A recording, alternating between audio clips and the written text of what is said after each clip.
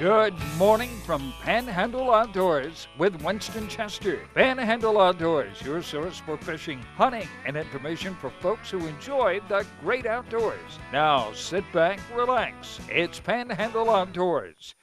Good morning, folks. Welcome to Panhandle Outdoors. I'm Winston Chester. I'm glad you're here this Monday morning, and a happy Veterans Day to all our veterans out there. We just have so much to be thankful for what you've served for our country and shown us, and we just appreciate everything you've done for the United States of America. We have a special veteran as our guest today. You're going to really enjoy him. But first, our weather, brought to us by Haney Technical Center at the corner of Baldwin Road and Highway 77. Let's first take a look on it's going to be a high of 78, excuse me, and a low of 51. So it's going to be really nice weather. We're going to have a north-northeast wind, and our water temperature stays at 77 degrees. Now let's take a look at our Monday moon forecast. Every Monday I like to take a look at the moon and see what it's doing for the week. Today's date is November the 11th, and you can see our moon is waxing, is building up, and 1 week, well actually next Sunday night will be our full moon for the month of November. So all week long we're getting a strong build up on our moon phase. Next, let's take a look at our tide chart, brought to us by Kent Forest Lawn Funeral Home and Cemetery right here on 23rd Street, and their motto is, when caring counts. A lot of good folks down there, a lot of them watch the show, and I've known them for years, and they'll take care of you in time of need. Look at that day's 11th. We're getting back into a couple of days of neap tides now. We're looking at a high tide this morning at 2:42, and the low tide is going to be right at noon, and then it's coming in again at 7:55. But the next couple of days now is going to be a little neap tide. But look at the weekend. If you're going to fish for the weekend, the 15th and 16th, really strong tide. So we're going to be in good shape by the weekend as that moon is building up, okay? Now, the marine forecast is going to be north-northeast at about 6 miles per hour, and the sun's going to set today at 4:48, and getting a little bit shorter. All right, we're going to take our first break and come back with our special guest.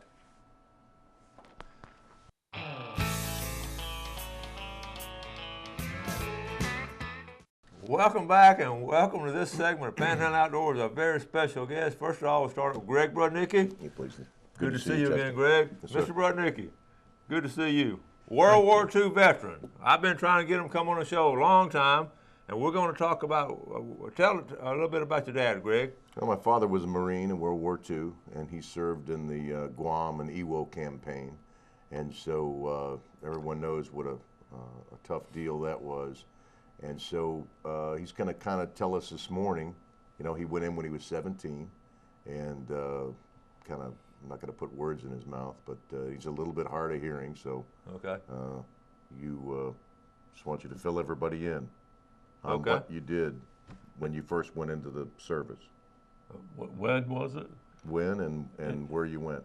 Enlisted in December of '43, and went into boot camp, and from there went into advanced training and went overseas in June of '44. We went into Pearl Harbor, which is a shipping out point. We was there about a week or 10 days, and that was the same time when they hit Saipan, Tinian, and Guam, and they shipped me out to Guam right away, and as a replacement during the campaign, and we stayed on the island after it was captured, but there was a very big island, 38 miles long and 18 miles wide, and the Japs scattered all over there. And so we had to send out patrols, and we had an island sweep and everything over there. After they considered it captured, there was a lot of casualties. So we made a camp over there for the 3rd Marine Division, and had to clear the jungle and everything. And we lived in foxholes for about the first month and a half until we finally got where we got organized a little bit, but they sent patrols out all the time. So, let me see. After Guam. Anyway, we stayed there and trained, and this was in January. We left for Iwo Jima on a stayed aboard ship. There were actually supposed to be a reserve for that campaign over there. The 4th and 5th divisions were heading in there first, but they got beat up so bad the first couple of days that we had to go in and participate. We went right up the middle. And the campaign, according to the bigwigs, was supposed to take 3 days. Well, I was there a month and a half, and there was only a handful of survivors left. When it was over, I don't know what happened to anybody. I received mail, evacuated destination unknown, and it was one big mess. And if you know anything about the service, they pull a lot of Jablonskis, but that's got to be expected. And so I was actually, there was many times I could have been killed. The guys killed around me and in front of me and on the side of me, and I was in a shell hole with 4 guys when we first, right after our forward observer was, he caught it the 2nd and 3rd day. We lost a lot of them in our company, and I ended up being an assistant forward observer. There was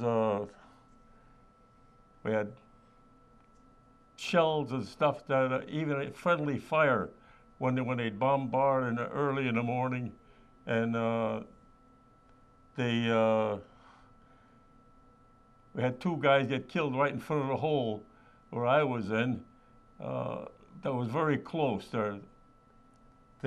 I was with 4 fellas in a crater there where we were setting up the gun, and a mortar shell landed right in where I had formerly laid a minute before, and my squad leader said, "Move over on the flank and protect it." So I just moved over a little bit, maybe 10, 15 yards, and a shell came right in there and hit where I had been laying in a little shallow trench.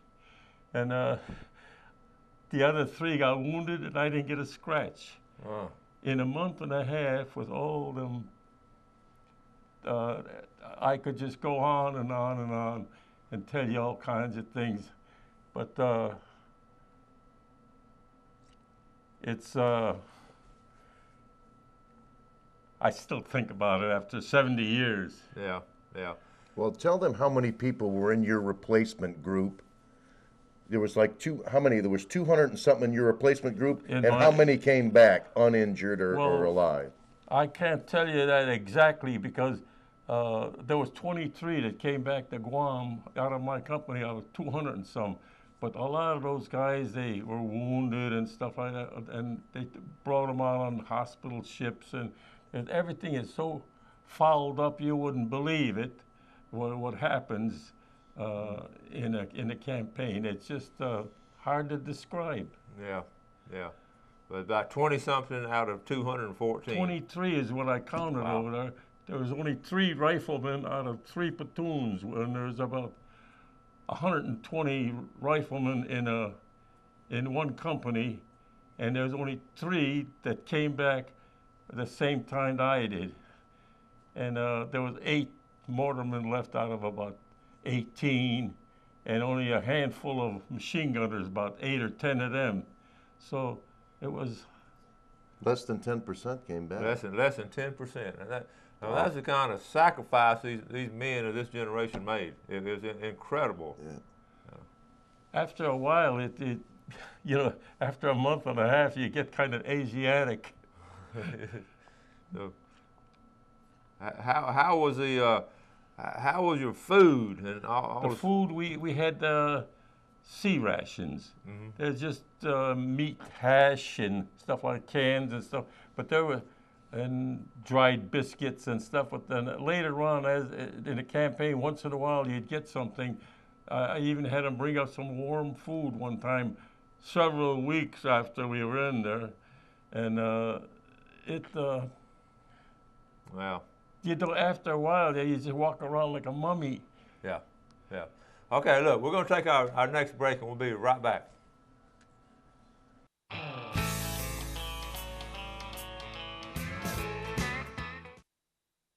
Welcome back. Sitting here with the father and son team of the Rudnicki family, and Greg, of course, our local mayor, and loves to fish and all. But he and his dad fish a lot together, and I just admire that.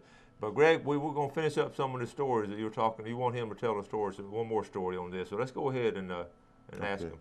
Yeah, that one of the skirmishes that you were involved in, which was pretty famous, was the Cushman's Pocket. That's right. And so I wanted you to kind of express this morning a little bit about what happened in that area. Well, the night before, we got the word that we're going to have a maneuver, leave under the cover of darkness and go up into the enemy territory. And you're supposed to pass the word on because everybody's scattered around in foxholes and stuff, and it's easy to miss somebody in the dark anyway. So anyway, we got the word, and then we never got the word in our hole, and we were right up there near the CP with the command post, and I don't know how they missed it, but all I know was I woke up, and you could sleep on a doorknob over there after a while because you just wore out. Yeah. Anyway, how was it? Oh yeah, we didn't get the word that they moved out. It was dark and probably 4 o'clock in the morning or something like that. I woke up and I looked around. I couldn't see anybody, so I told my partner, the forward observer, I said, "Them guys left already. We better go see if they'll need some supporting fire with our 60mm mortar." And anyway, we just went up this ravine. It went up about 100 and some yards, and I run into a couple of guys up there, and I said, "What's going on?" He said, "There's Japs all over the place here." He said, "If you can, get the hell out of here." And that was enough for me.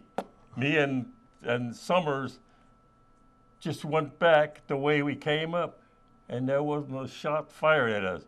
But before that morning was over with, they had about 60 guys that went up there on this maneuver. I think they only 20-some survived from that. The Japs have been on the island for a long time. They knew every spot there was, and they could hide. You could be 5 yards from me, you couldn't see them. The way that the island was and everything, it was just impossible. With all the way the landscaping was, it was all to their advantage because they knew everything, and you go up there blind. Yeah, yeah. So you're just like a sitting duck. Well, that's an amazing story and all. I'll tell you what we're going to do. We're going to take a final break. We're going to wrap it up. We'll come back. We're going to talk a little bit about fishing and what's going on the waterfront too. Okay, so we'll be right back.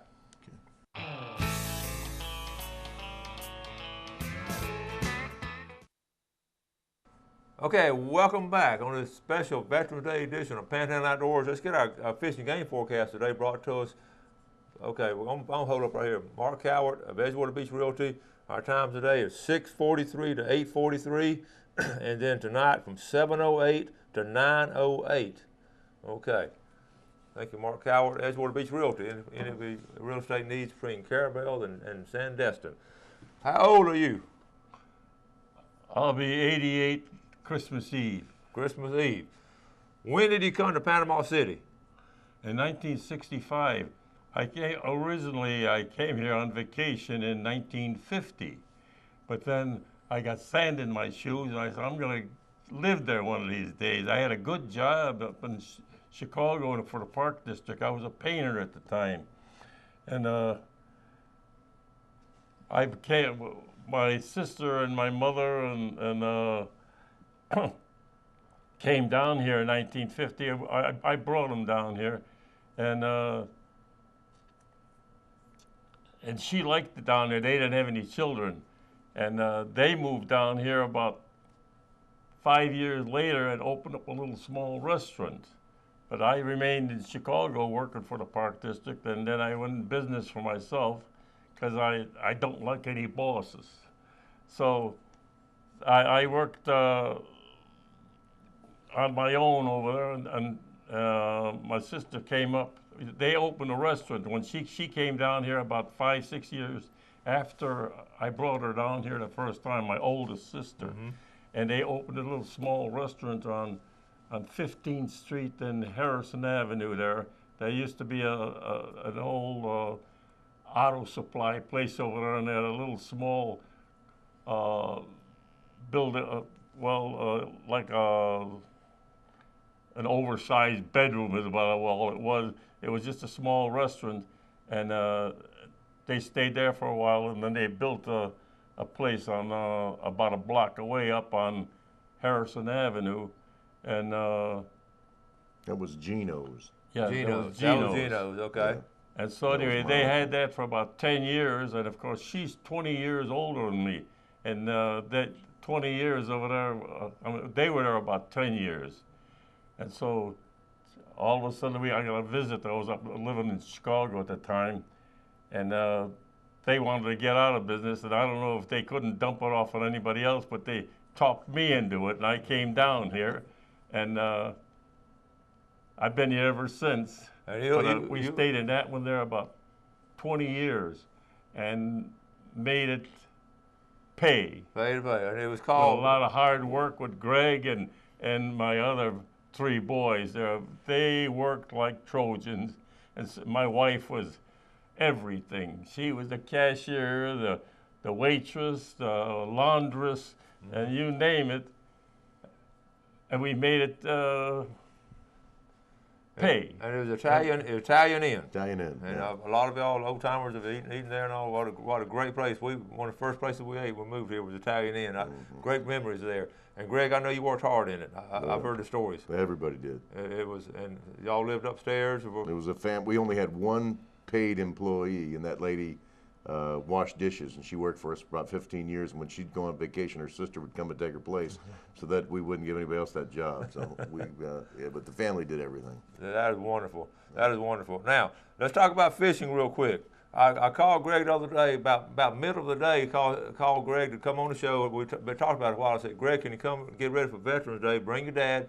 And I think he's going to be at work at about 12:30 during my lunch break. I said, Greg, where are you? He said, we're fishing. He and Bill Allen out fishing, and here I am at work. I said, what's wrong with this picture? But I know you've done some good. You've done some good fishing. All right, I've got a couple of pictures here. So let's talk about what kind of fishing you've done lately. Well, had very little time to go.